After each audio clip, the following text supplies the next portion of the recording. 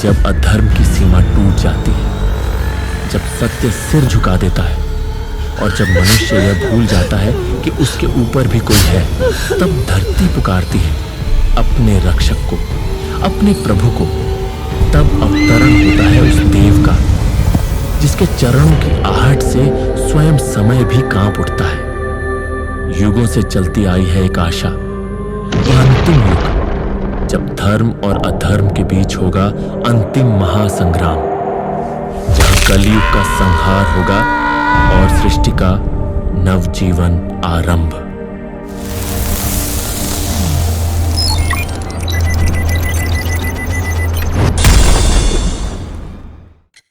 समय कलयुग का अंतिम चरण, जब अधर्म अपना विकराल रूप धारण कर लेगा, तब जन्म लेगा एक दिव्य बालक, एक साधारण से गांव में, परंतु उसका उद्देश्य होगा असाधारण। वह आएगा केवल जन्म लेने नहीं, बल्कि अधर्म का अंत करने।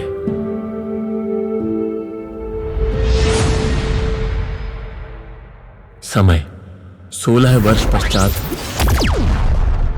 जब भगवान कल के 16 वर्ष के होंगे, तब स्वयं परशुराम जी उनके सम्मुख आएंगे।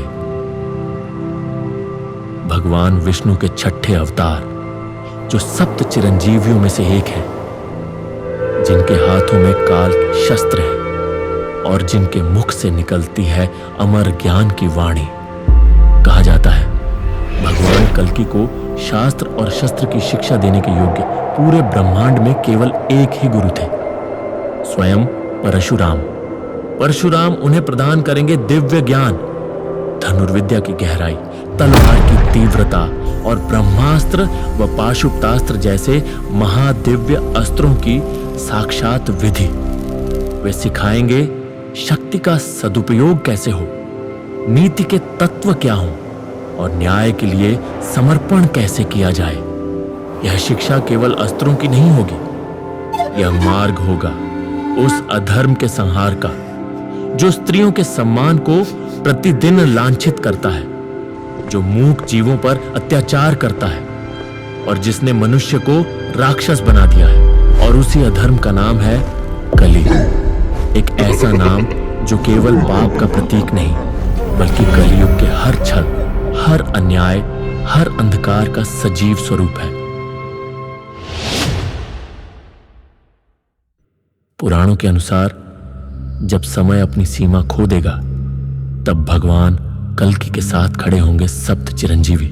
प्रथम चिरंजीवी अश्वत्थामा, महाभारत का अमर योद्धा, जिसकी आंखों में होगा शापित क्रोध और जिसके शरीर में अमृता का भार होगा, तो वही बनेगा धर्म का एक अप्रत्याशित शस्त्र।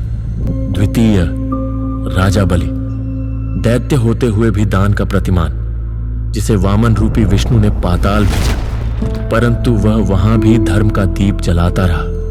वह लौटेगा और कल्कि के साथ खड़ा होगा धर्म के लिए।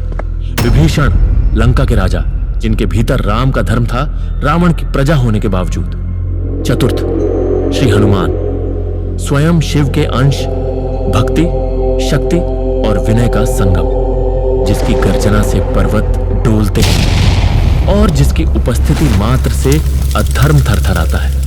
पंचम कृपाचार्य, महाभारत के अमर गुरु, जिनका ज्ञान आज भी समय की सीमाओं से परे है। षष्ठ भगवान परशुराम, विष्णु के छठे अवतार, जिनकी फरसा से सहस्रों बार पृथ्वी पवित्र हुई। सप्तम महर्षि वेद व्यास, वेदों के संकलक, जो युगों से सत्य को शब्द देते आए हैं। वे पुनः प्रकट होंगे धर्म की व्याख्या करने। यही है सप्त चिरंजीवी, जो खड़े होंगे कल्कि के साथ और मिलकर रचेंगे वह धर्म युद्ध, जिसमें पराजित होगा अधर्म स्वयं। जहां प्रकाश होता है वहीं अंधकार भी जन्म लेता है, और उस अंधकार का नाम है कली, नरक की गहराई से जन्मा हुआ राक्षस, जो किसी देव या ऋषि से नहीं, बल्कि मनुष्य के पापों से उत्पन्न हुआ।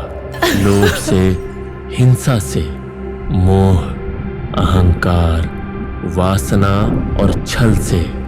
और वह अकेला नहीं है, उसके साथ होंगे उसके दो सेनापति, बृकासुर और उसके पुत्र कोक और विकोक।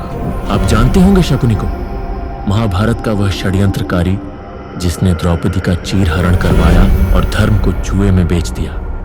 परंतु क्या आप जानते हो, शकुनी के दो पुत्र भी थे। एक उलूक जो युद्ध में मारा गया, पर दूसरा बृकासुर अपनी कुटिलता में पिता शकुनी से भी आगे। उसके दो पुत्र कोक और विकोक पाताल में जन्मे ऐसे असुर जिन्होंने सहस्त्र वर्षों तक तपस्या की और ब्रह्मा जी से पाया एक वरदान। इनमें से कोई भी मारा नहीं जा सकता, क्योंकि यदि एक जीवित है तो वह दूसरे को अपनी केवल दृष्टि मात्र से पुनर्जीवित कर सकता है। यही वरदान उन्हें अमर के समकक्ष बना देता है। कली के पास होंगे ये अमर राक्षस और एक असंख्य राक्षसी सेना, जो न केवल धरती पर बल्कि मनुष्य के भीतर के अंधकार, लालच, द्वेष, छल, वासना, घृणा से जन्मी है। जब ये अंधकार चारों दिशाओं में फैल जाएगा, जब पाप और हिंसा धर्म को दबा देगा, तब वे प्रकट होंगे, न मंत्रों से न वेदों से, बल्कि स्वयं श्री हरि घोड़े पर आरूढ़ होकर अपनी तलवार के साथ भगवान कल्कि के रूप में।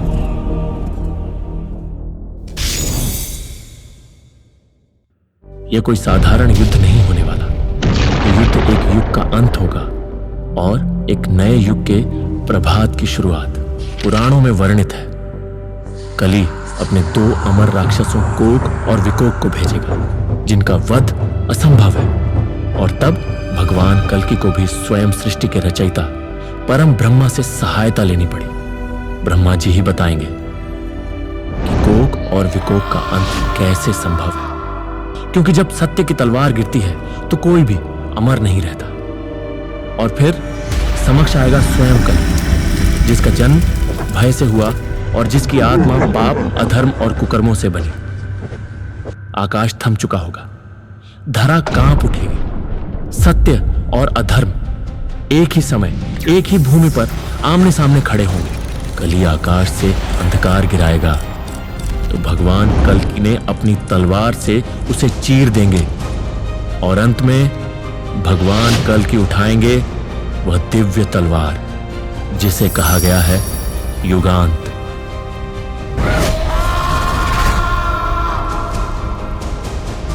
एक ही प्रहार होगा और अधर्म का काल समाप्त हो जाएगा। कली की चीख युगों तक सुनाई देगी। फिर सारा ब्रह्मांड मौन हो जाएगा। वह युद्ध सिर्फ राक्षसों का अंत नहीं होगा, वह युद्ध मानवता का पुनर्जन्म होगा। सत्य की महाविजय होगी और वही होगा कलियुग का संहार। पुराणों में वर्णित है कि श्री हरि कल्कि का विवाह होगा देवी पद्मा से, जो स्वयं मां लक्ष्मी का स्वरूप होंगी। यह विवाह केवल दो आत्माओं का संगम नहीं होगा, यह होगा सृष्टि और सनातन धर्म के पुनर्मिलन का शुभ क्षण। जब भगवान कल्कि देवी पद्मा का हाथ थामेंगे, तब धरा पर पुनः शांति की वर्षा होगी और धर्म पुनः अपने सिंहासन पर विराजमान होगा। और फिर आरंभ होगा एक नया युग। न कोई छल, न कोई पाप, केवल प्रेम, धर्म और प्रकाश की ध्वनि। यही होगा सत्य युग का पुनर्जन्म। स्मरण रहे, कल्कि अवश्य आएंगे। जब जब मानव अधर्म के समक्ष मौन रहेगा, मनुष्य का पाप, हर चुप्पी उनकी तलवार के प्रकट होने का कारण बनेगी।